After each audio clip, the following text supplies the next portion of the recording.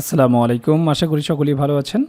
Islamic history and culture এই বিষয়টি নিয়ে যারা পড়াশোনা করেছেন, সামনে যাদের ভাইবা পরীক্ষা রয়েছে, আশা করি এই ভিডিও থেকে আপনারা আসন্ন ভাইবা পরীক্ষায় কমন পেয়ে যাবেন। যেহেতু আপনি ইসলামের ইতিহাস ও সংস্কৃতি এই বিষয় নিয়ে পড়াশোনা করেছেন, ভাইবা বোর্ডের খুবই কমন একটি প্রশ্ন, সেটি হচ্ছে মদিনা সনদ সম্পর্কে আপনি কি জানেন বা মদিনা সনদটা কী। তো আপনারা এইভাবে উত্তর দিতে পারেন যে হজরত মুহাম্মদ সাল্লাল্লাহু আলাইহি সাল্লাম তিনি মদিনা নগরীতে হিজরত করেন। এই সময় সেখানে বসবাসরত বানু আউস এবং বানু খাজরাজ সম্প্রদায়, এই দুটি সম্প্রদায়ের মধ্যে ছিল গোষ্ঠীগত হিংসা বিদ্বেষ, যার কারণে তারা কলহে লিপ্ত ছিল।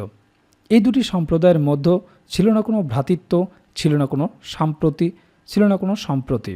আর সেই ভ্রাতৃত্ব এবং সম্প্রতি স্থাপনের লক্ষ্যে মদিনায় বসবাসরত সকল গোত্রের মধ্যে সুশাসন ও শান্তি প্রতিষ্ঠার লক্ষ্যে মহানবী হজরত মুহাম্মদ সাল্লাল্লাহু আলাইহি সাল্লাম ৪৭ ধারার একটি সনদ বা সংবিধান প্রণয়ন করেন, যা ইতিহাসে মদিনার সনদ নামে পরিচিত। আর এটি হচ্ছে পৃথিবীর প্রথম লিখিত সংবিধান। আপনাকে এই প্রশ্নটি এভাবেও করতে পারে যে পৃথিবীর প্রথম লিখিত সংবিধানের নাম কি। আপনি বলবেন মদিনা সনদ, তখন আপনাকে বলবে মদিনা সনদ সম্পর্কে আপনি কি জানেন।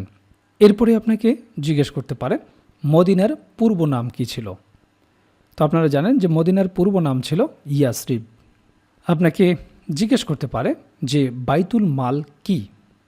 বাইতুল মাল বলতে ইসলামী রাষ্ট্রের সরকারি কোষাগারকে বোঝানো হয়। আপনাকে জিজ্ঞেস করতে পারে উমাইয়াদের শেষ খলিফা কে ছিলেন। মারওয়ান ইবনে মোহাম্মদ ইবনে মারওয়ান বা দ্বিতীয় মারওয়ান, তিনি ছিলেন উমাইয়াদের শেষ খলিফা। তো মনে রাখবেন, মারওয়ান ইবনে মোহাম্মদ ইবনে মারওয়ান বা দ্বিতীয় মারওয়ান, তিনি ছিলেন উমাইয়াদের শেষ খলিফা। এরপরে যে গুরুত্বপূর্ণ প্রশ্নটি আপনাকে জিজ্ঞেস করতে পারে তা হচ্ছে মুয়াবিয়া রাদিয়াল্লাহু তাআলা আনহুকে আরবের প্রথম রাজা কেন বলা হয়। তার কারণ হচ্ছে মুয়াবিয়া উমাইয়া খিলাফত প্রতিষ্ঠা করে বংশানুক্রমিক রাজতন্ত্রের প্রচলন করেন, তাই থেকে আরবদের প্রথম রাজা বলা হয়। উমাইয়া বংশের প্রতিষ্ঠাতা উচ্চভিলাষী মুয়াবিয়ার খিলাফত লাভের সাথে সাথে সাধারণতন্ত্রের পরিবর্তন ঘটিয়ে বংশানুক্রমিক রাজতন্ত্রের প্রতিষ্ঠা করেন। এই মুয়াবিয়া হজরত ইমাম হাসান রাদিয়াল্লাহু আনহুর সাথে স্বাক্ষরিত সন্ধির শর্ত ভঙ্গ করে ৬৭৬ খ্রিস্টাব্দে বসরার শাসনকর্তা মুগিরার প্ররোচনায় তার জ্যেষ্ঠ পুত্র ইয়াজিদকে উত্তরাধিকারী মনোনীত করে বংশানুক্রমিক রাজতন্ত্রের পথ সুগম করে যান। এজন্যই মুয়াবিয়াকে আরবদের প্রথম রাজা বলা হয়। বুঝতেই পারছেন, যারা ইসলামের ইতিহাস ও সংস্কৃতি বিষয় নিয়ে পড়াশোনা করেছেন, এই প্রশ্নগুলো কতটা গুরুত্বপূর্ণ। আর এই সবগুলি হচ্ছে রিয়েল ভাইবা প্রশ্ন।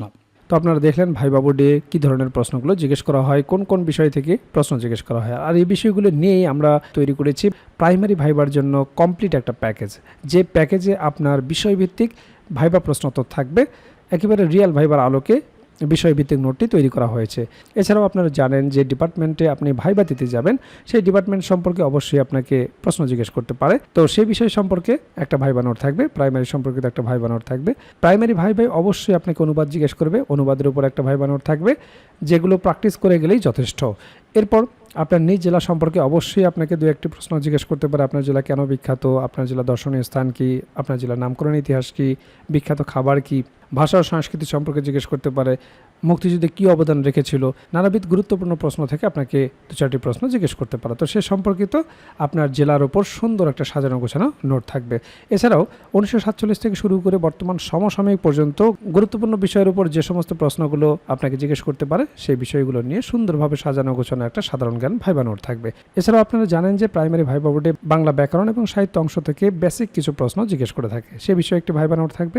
এছাড়াও গণিতের একটি বেসিক ভাইবা নোট থাকবে। আপনারা জানেন যে পাটিগণিত, বীজগণিত এবং জ্যামিতি অংশ থেকে কিছু বেসিক প্রশ্ন জিজ্ঞেস করা হয়। যেহেতু আপনি প্রাইমারির শিক্ষকতা করবেন, একেবারে বেসিক জিনিসগুলো যদি আপনি না বলতে পারেন, তাহলে চাকরি পাওয়াটা আপনার জন্য দুষ্কর হয়ে যাবে। কাজেই ভাইবা পরীক্ষায় আপনি যত ভালো করবেন, আপনার চাকরি পাওয়ার সম্ভাবনা তত বেড়ে যাবে। কাজেই যারা প্রাইমারি ভাইবার জন্য গুছিয়ে কার্যকর একটা প্রস্তুতি নিতে চান, আমাদের ভাইবা প্যাকেজটি দ্রুত সংগ্রহ করুন। ইতিমধ্যে অনেক প্রার্থী আমাদের কাছ থেকে ভাইবা প্রার্থী সংগ্রহ করেছেন, তারা প্রস্তুতি শুরু করে দিয়েছেন। এখনও যারা প্রস্তুতি গুছিয়ে নিতে পারেন না, স্ক্রিনে দেওয়া হোয়াটসঅ্যাপ নাম্বারে যোগাযোগ করে আমাদের কাছ থেকে প্রাইমারির এই ভাইবা প্যাকেজটি সংগ্রহ করতে পারেন। প্যাকেজটি আপনারা দুইভাবে নিতে পারবেন। আপনারা হার্ড কপি নিতে পারবেন কুরিয়ারের মাধ্যমে, এছাড়াও পিডিএফ প্যাকেজ আপনারা নিতে পারবেন। কাজেই দেরি না করে দ্রুত স্ক্রিনে দেওয়া হোয়াটসঅ্যাপ নাম্বারে যোগাযোগ করে প্যাকেজটি সংগ্রহ করুন।